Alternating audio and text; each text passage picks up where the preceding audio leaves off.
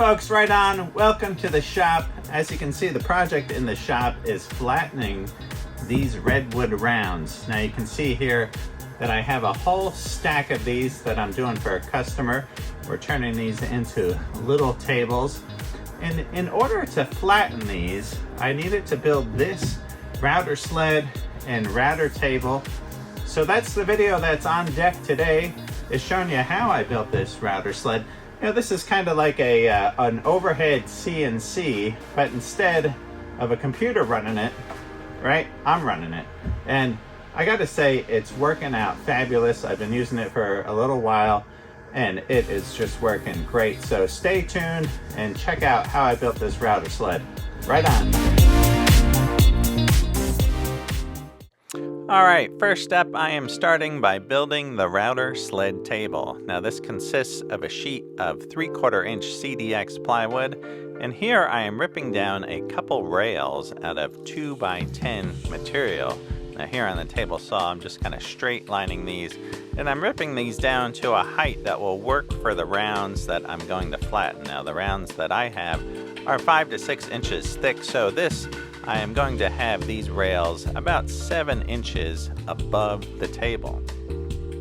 Next up is to cut a dado in each rail, and you can see this plywood is just a little bit over 11/16 of an inch thick, so I will set up the stack dado set to that thickness and run these two rails through.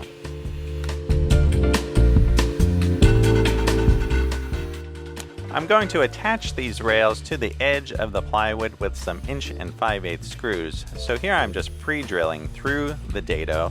Then I'm flipping this board over and using this countersink bit so these screws will sit flush from the outside.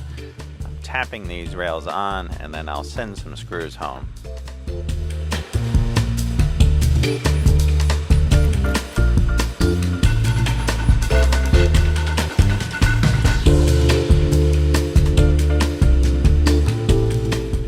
I just strung this X across the top of our rails, and you can see here in the middle where these two strings meet. See, they're not touching each other. So the goal is to get these two strings to touch each other by manipulating the table and shimming it in each corner till we get everything on a flat plane. Now, I'm not necessarily concerned with it being level, just being nice and flat. This technique here, I've used this many times with large door frames, that type of thing, and getting things into the same plane. This is a nice little trick.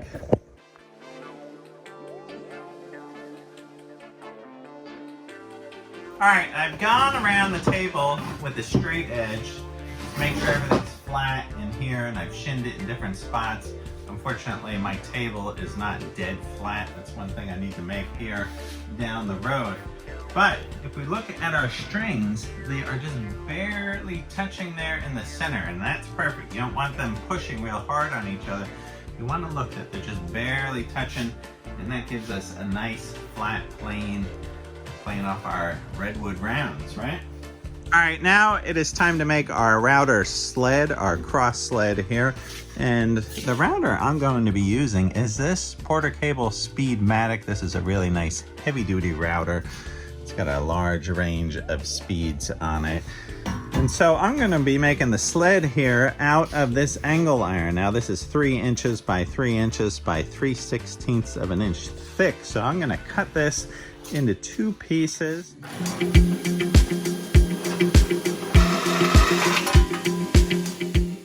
Here I'm also cutting a piece of steel for the base plate for the router. Now this is 16 inches long.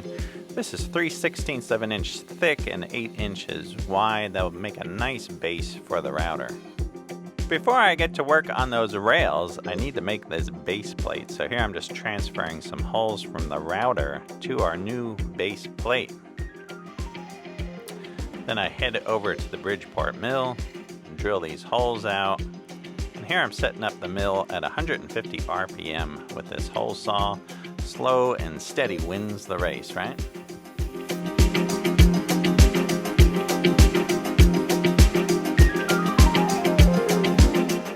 This is a 2 3/8 inch hole saw.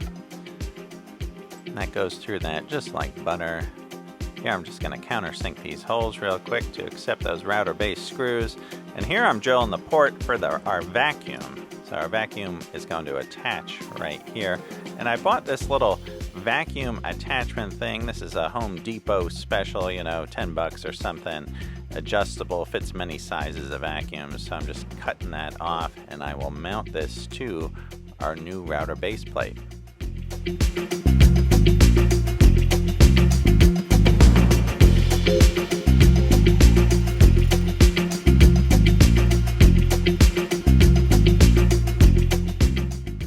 Alright, now everything gets a quick deburring with our Noga deburring tool. This little rotary tool is awesome. If you don't have one of those, definitely pick one up.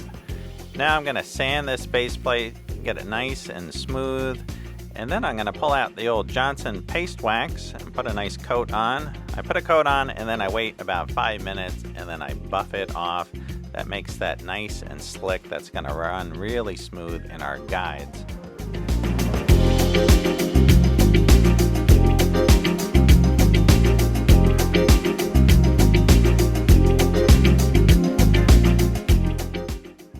Now the guides that this base plate is going to run on is made out of PVC. Now this is just some PVC trim board that I had laying around, and I thought that would make some good guides for our router base. So I'm cutting a little notch out of our PVC, and this is where our base plate is going to ride, is in this little groove in this notch.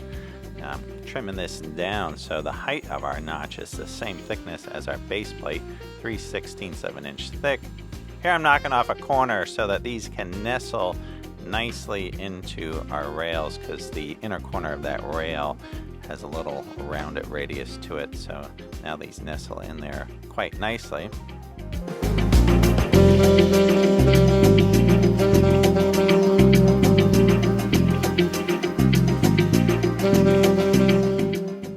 And here I am using the offcut from our notch, and this will be the top cap that will hold the router base in place in our rails. This will kind of be the top rail that's going to sandwich that router base plate down. This will be great to prevent any lifting up and just create a smooth running rail. Alright, now you guys can see how this is all going to work, right? This is sliding on this little track here I've made. This will get sandwiched in. I'll drill some holes along here and I'll put some through bolts to hold this in, and that will clamp this in place. And then I'm also going to weld this here to the underside.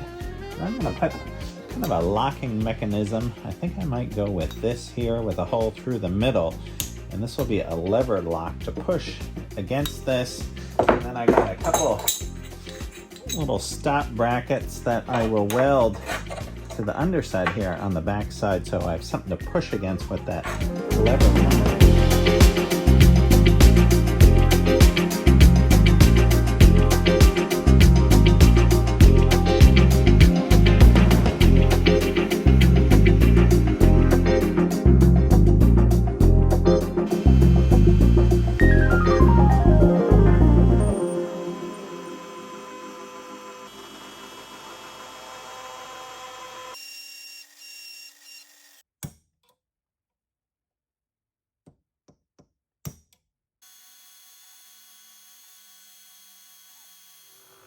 Here I am drilling and tapping for the lever mechanism that will act as a lock on our router sled.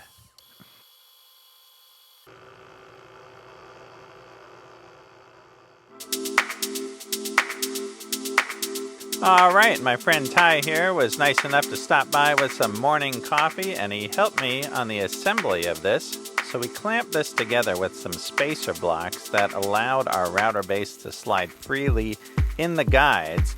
And once that was set, I could weld on this tubing and our little guide blocks there, our guide angle iron.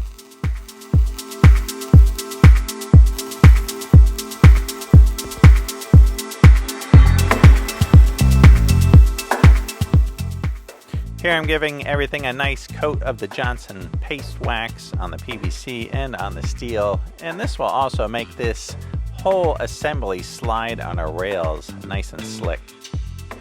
Here is a rubber stopper that I'm putting on the end of our lever lock mechanism, and this will depress up against the side rails there and lock into place while using the router.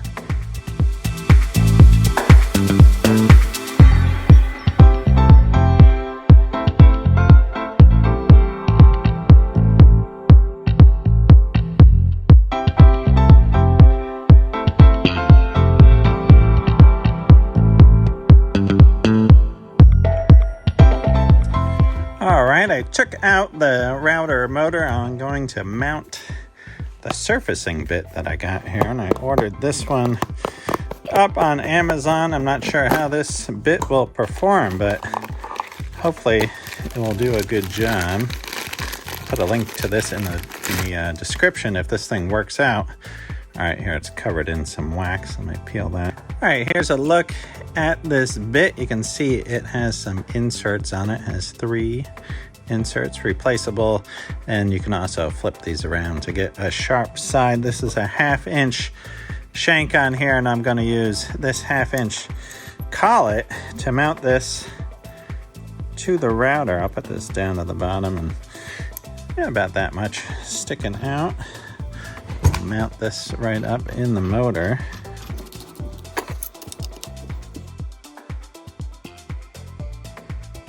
All right, here's the cutter sticking out from the underside. Now, why I'm doing this right now is because I want to create a stop on the top of this that will prevent this from cutting into the sides on this side and that side.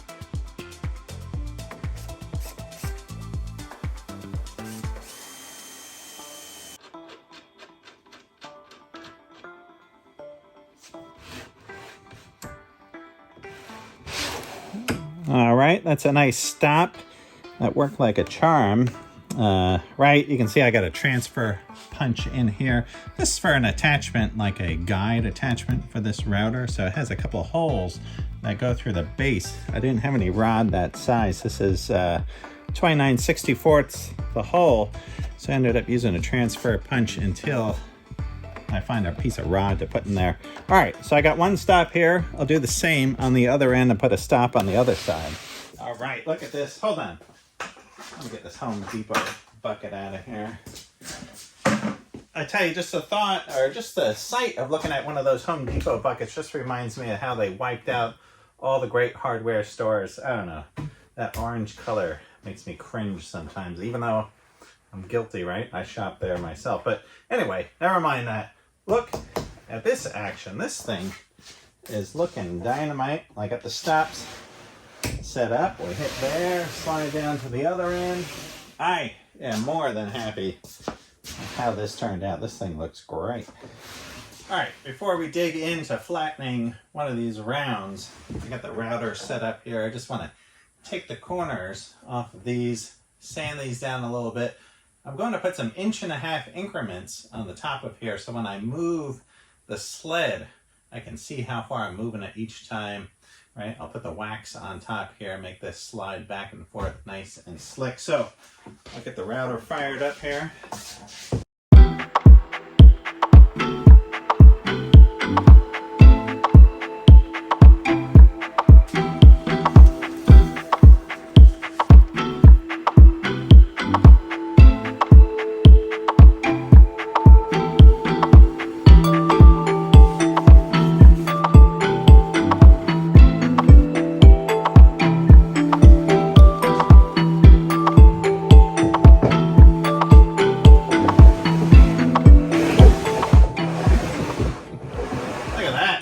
Like a Zamboni on there. All right, Marvin K. Mooney, the time has come. I'm gonna throw a round up on here and see how this works. We'll put some leaded gas in the old gas tank and fire this puppy up and see what we got. All right, right on.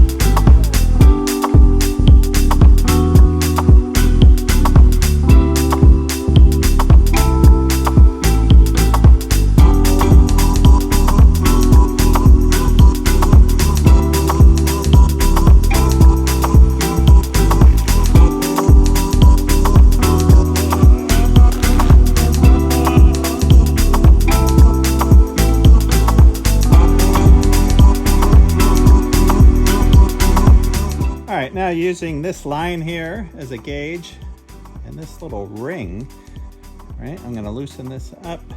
Now I'm gonna move this to an 1/8 inch depth. I'll lock the router. All right, I got her all gassed up, ready to rock and roll. Let's give it a run. I'll turn on the vacuum.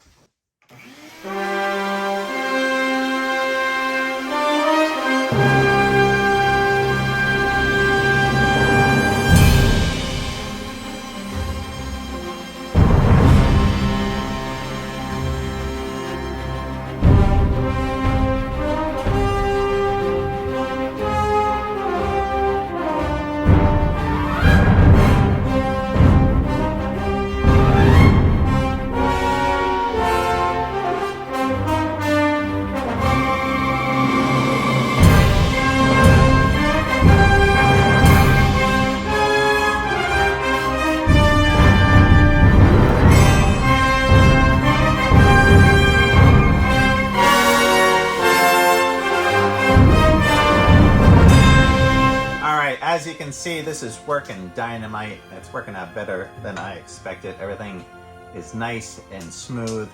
The only thing I didn't like was having to go around and pull from the other side. So what I did was I added a handle on this side so I could have a little bit more reach, and I'd be able to do this all from one side rather than doing it and then having to go around.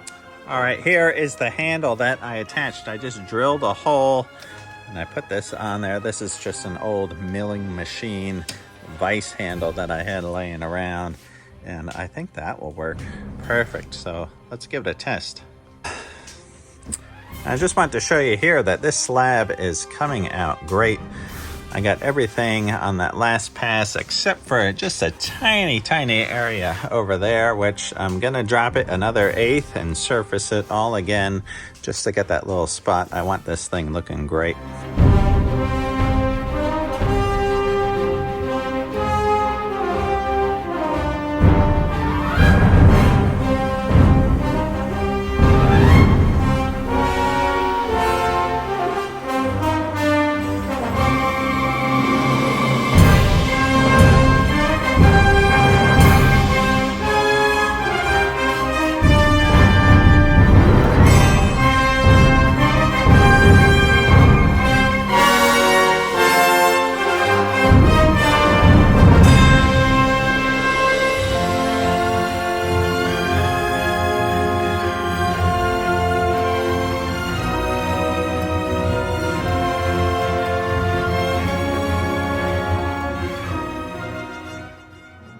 All right, I hope you guys enjoyed this video, and be sure to tune in next time when I sand this round.